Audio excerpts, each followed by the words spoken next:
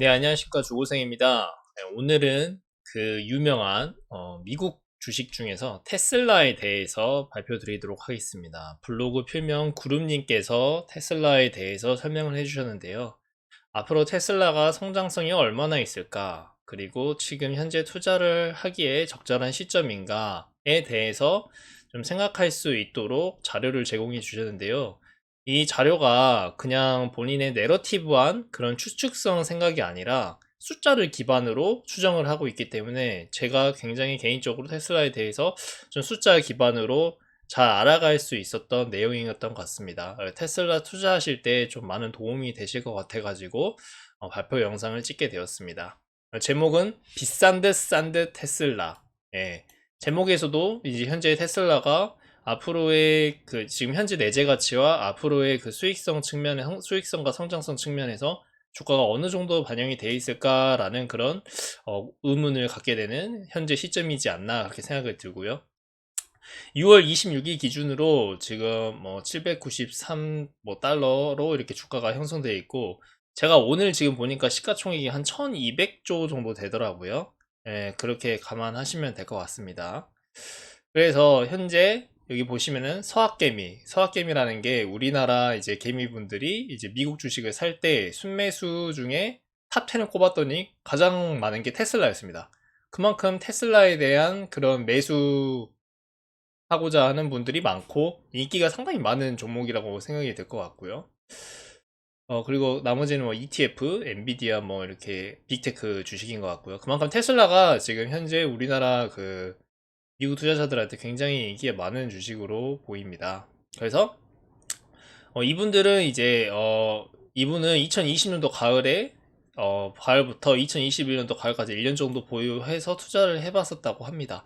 근데 그때는 뭐 제대로 분석하지 않았다고 해서 지금 이번에 좀 깊게 숫자 기반으로 분석을 하신 것 같고요. 그래서 본인의 시각으로 제대로 한번 보려고 합니다. 그래서 먼저 선 요약을 해주셨어요. 그래서 테슬라가 보여주는 현재 제조업체로서의 퍼포먼스는 놀라운 수준이다. 단순히 완성차를 만드는 제조업체 측면으로 뭐 현대차나 도요타나 뭐 BMW나 다른 자동차 제조업체를 비교해 봤을 때 퍼포먼스가 굉장히 뛰어납니다. 이따가 숫자로 설명을 드리겠고, 그리고 현재 PER 기준으로 멀티플 기준으로 내년도 2023년도를 풀리 그 컨센서스 기준으로 영업이익을 봤었을 때 50배입니다. 상당히 좀 비싼 편이죠. 제조업체 치고. 근데 이제 2차전지, 우리나라 2차전지 소재 회사나 중국의 전기차 소재 회사들의 가격과 멀티플과도 별 차이가 없을 만큼 단기 시각으로 23년도까지만 봤었을 때도 좀 비싼 수준이다라고 보시면 될 것 같고, 23년도의 성장성을 보면 22년도 대비 매출이 50%, 순이익이 50에서 70% 정도 성장할 것으로 예상이 된다고 합니다. 그래서 이 정도 큰 규모의 자동차 제조업체에서 이런 성장이 나오는 것은 상당히 고무적이고요.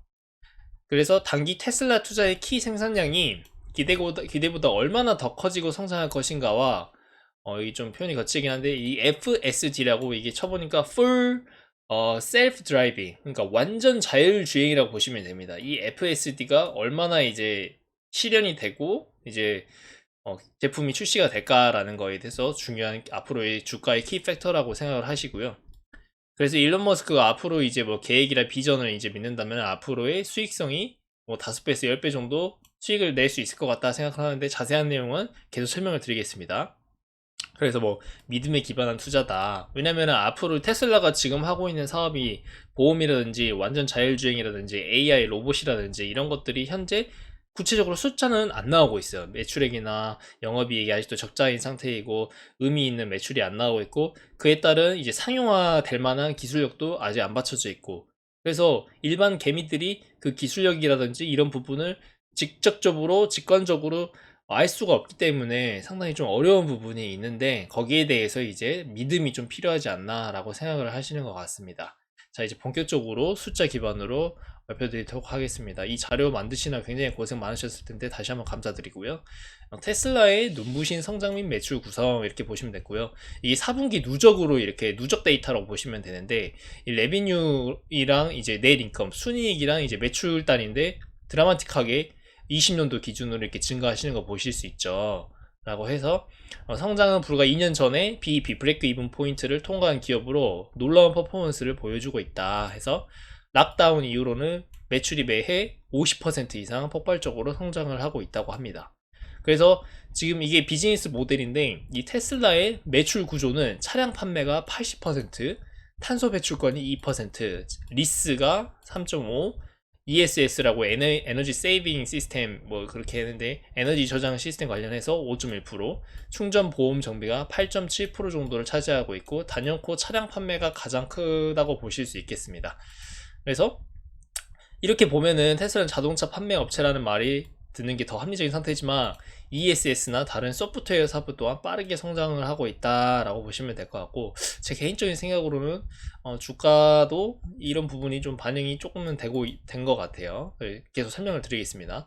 그래서 가장 이제 매출단에서 큰 축을 차지하고 있는 테슬라의 차량 판매라고 보시면은 이게 분기 기준으로 이제 설명을 하고 있는데, 여기 보시면은 20년도 3분기부터 본격적으로 이게 그래프가 퍽확 이렇게 튀어 오르는 거 볼 수 있죠. 근데 이 시점에 중국 상하이 공장이 이제 준공이 되었고 가동을 하기 시작한 시점이라고 보시면 됩니다. 그만큼 중국에서의 그 매출 영향이 크다고 볼 수 있고요.